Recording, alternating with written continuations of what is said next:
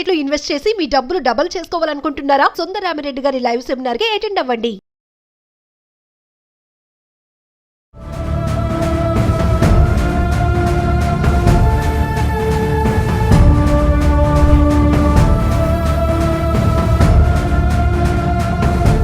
నమస్తే, welcome back to Suman TV. The great grandson, freedom fighter Kanniganti Hanumantharao garu, centre for human security studies founder and executive director Kanniganti Ramesh Babu garu మనతో పాటు ఉన్నారు. సార్తో మాట్లాడదాం. నమస్తే సార్. నమస్తే నవీన గారు.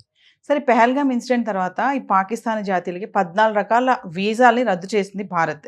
ఒక్కసారి వాటి గురించి మాట్లాడుకుంటే, 22 ఏప్రిల్ 2025 పెహల్గామ్ అటాక్ జమ్మూ కాశ్మీర్లో అనంతనాగ్ జిల్లాకి దగ్గరలో ఉన్న పెహల్గామ్ బైసరన్ వ్యాలీ, అంటే మినీ స్విట్జర్లాండ్ అంటారు.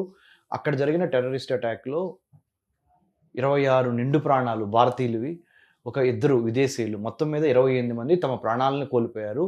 వాళ్ళ మీద వాళ్ళు చంపబడ్డారు ఉగ్రవాదుల చేత అని అనకుండా, భారతదేశం కోసం వాళ్ళు ఒక వీరమరణం పొందారు అనే ఒక చక్కటి, ఒక గొప్ప, వాళ్ళకి చావులోనైనా అకీర్తినిద్దాం.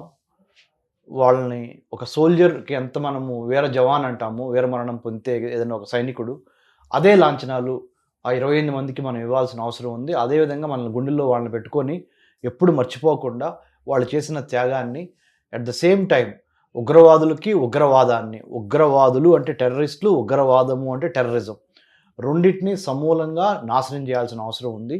దానిలో భాగంగా భారత ప్రధాని మోడీ గారు పాకిస్తాన్కి సంబంధించినంతవరకు ఒక 14 రకాల వీసాలు ఏవైతే ఉన్నాయో వాటిని క్యాన్సిల్ చేసేయడం జరిగింది. ఒక 48 అవర్స్ కిందే, 2 రోజుల కిందే మేడం.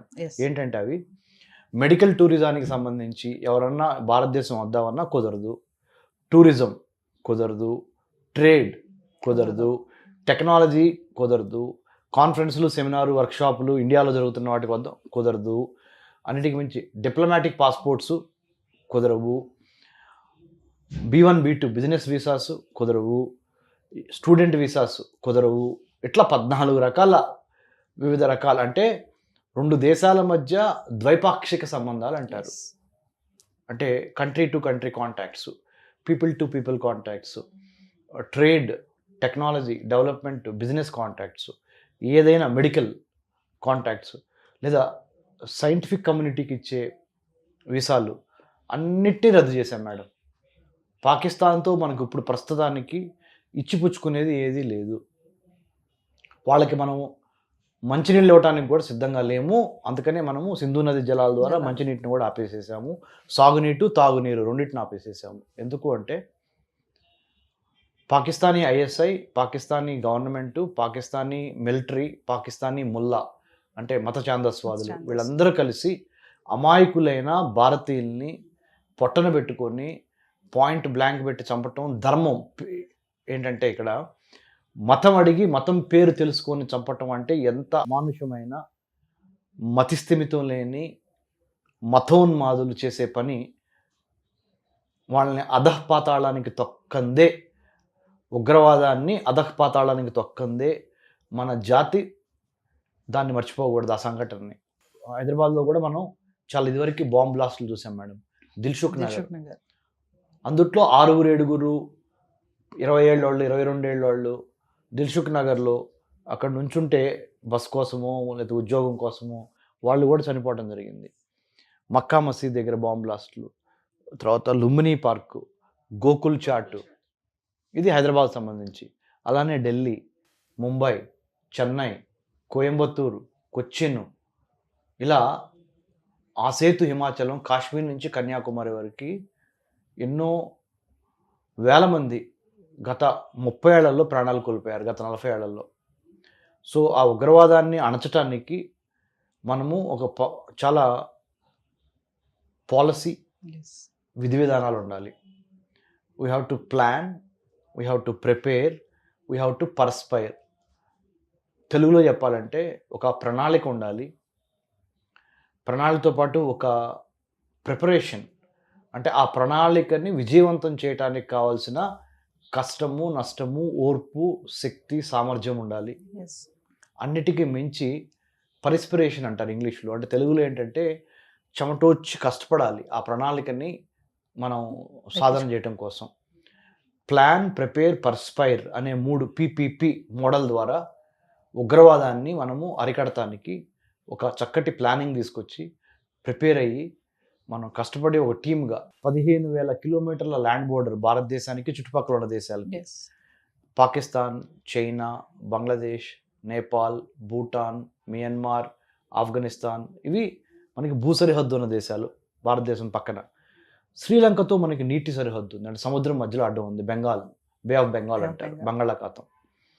సో ఇటు శ్రీలంకతోనూ అటు మిగతా 7 దేశాలతోనూ మనము చాలా జాగ్రత్తగా సంబంధ బాంధవ్యాలు చూసుకుంటా, ముఖ్యంగా బంగ్లాదేశ్ నుంచి కానీ, పాకిస్తాన్ నుంచి కానీ, ఆఫ్ఘనిస్తాన్ నుంచి కానీ ఈ టెర్రరిస్టులు మన బోర్డర్ని దాటి దొంగతనంగా కానీ, మన కళ్ళుగప్పి కానీ లోపలికి రాకుండా చూసుకోవడానికి సంబంధించి ఇంటెలిజెన్స్ వాడాలి. ఇంటెలిజెన్స్లో చాలా రకాలు ఉన్నాయి madam. Visual intelligence, imagery intelligence, human intelligence, technical intelligence, ఇలా రకరకాల ఇంటెలిజెన్స్ ఉన్నాయి. అన్ని రకాల ఇంటెలిజెన్స్ వాడి భారతదేశాన్ని ముఖ్యంగా పాకిస్తాన్ నుంచి, బంగ్లాదేశ్ నుంచి, చైనా నుంచి కాపాడుకోవటం కోసం 11,098 కిలోమీటర్ల సముద్ర తీర ప్రాంతాన్ని కూడా కాపాడుకోవాలి మనం. జస్ట్ ఇక్కడ ఊహించుకోండి మేడం, జస్ట్ ఇక్కడ గుజరాత్, మహారాష్ట్ర, గోవా, కర్ణాటక, కేరళ, తమిళనాడు, ఆంధ్ర, ఒరిస్సా, వెస్ట్ బెంగాల్, ఈ నెక్లెస్ ఊహించుకోండి మీరు. ఈ 9 కోస్తా రాష్ట్రాలు, అండమాన్ నికోబార్, లక్షద్వీప్, దామందియు, పుదుచ్చేరి, ఈ కేంద్రపాలిత ప్రాంతాలు, ఇవన్నీ కలిపి 11,098 కిలోమీటర్ల సువిశాల సముద్ర తీర ప్రాంతం ఉంది భారతదేశానికి.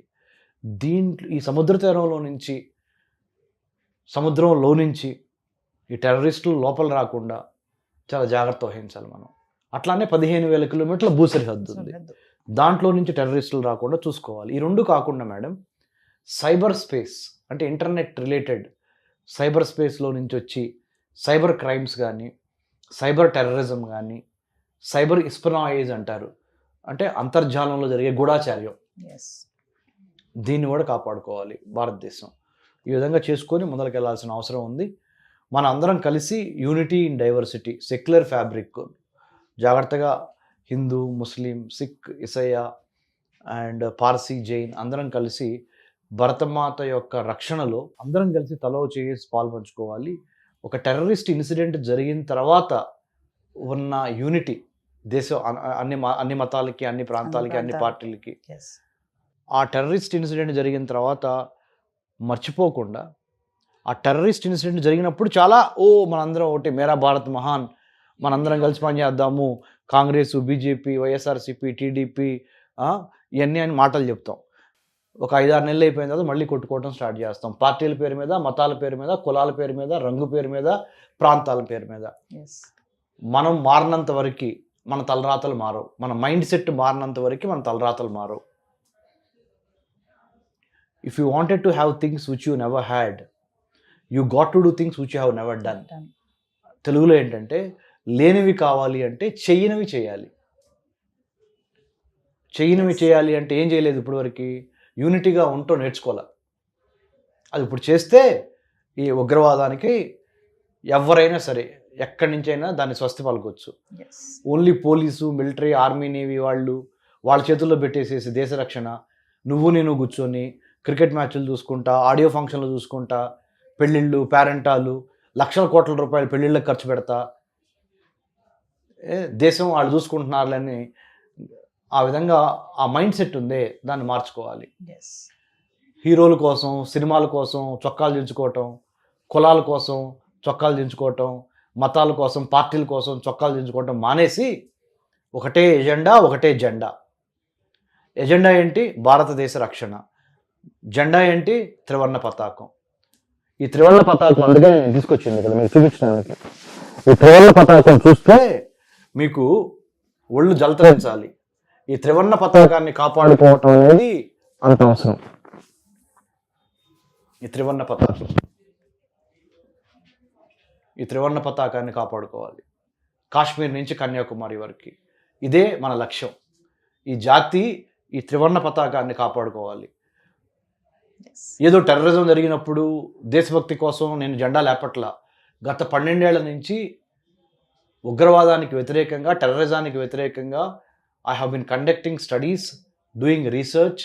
I did my doctorate from Delhi JNU in American Studies. After that, I came back to Hyderabad and started a think tank, Center for Human Security Studies. మానవ రక్షణ అధ్యయన సంస్థ స్థాపించి to protect our country from the external enemies and internal enemies. ఇంటి దొంగలను ఈశ్వరుడైనా పట్టలేడు అంటారు. ఇంటి దొంగలను పట్టుకోవాలి, బయట వాళ్ళని పట్టుకోవాలి. సో ఈ దేశం కోసం ఈ పతాకం ఒకటే జెండా, ఇదే మన జెండా, మన ఎజెండా భారత రక్షణ. ఇది మన దేశ జెండా. పింగళి వెంకయ్య గారు మన విజయవాడ వాసి, ఆయన రూపొందించిన జాతీయ జెండా మనందరికీ గర్వకారణం. ఆ సేతు హిమాచలము, కాశ్మీర్ నుంచి కన్యాకుమారి వరకు మనం మన దేశాన్ని కాపాడుకోవాలి. 15,000 కిలోమీటర్లు land borders, 15,000 and 11,098 kilometres of coastal border.